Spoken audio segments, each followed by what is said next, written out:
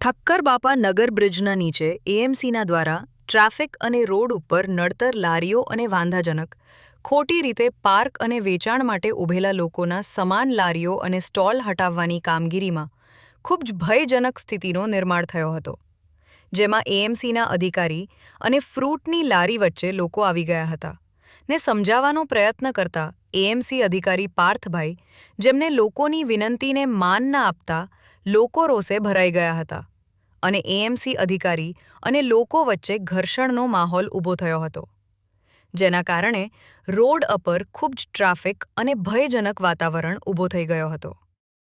સામાન્ય જનતાની જીવની કોઈ કિંમત નથી અહીંયા દેખાઈ આવે છે.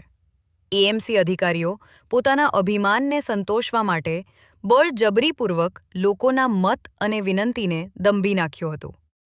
જ્યાં જનતા જનાર્દન આખી ભીડ ફ્રૂટના લારીવાળા પર રહેમ નજર કરવાનું કે છે, ત્યાં તે એએમસી અધિકારી પાર્થભાઈ પોતાનો અભિમાન સંતોષવામાં પડ્યા છે.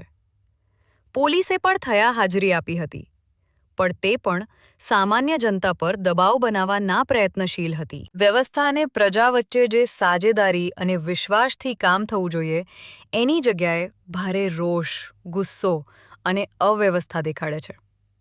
એએમસી અને સરકાર પોતાની કામગીરીમાં સંતોષ અને શાંતિપૂર્વક જનકામ નથી કરી શકતી તે દેખાઈ આવે છે.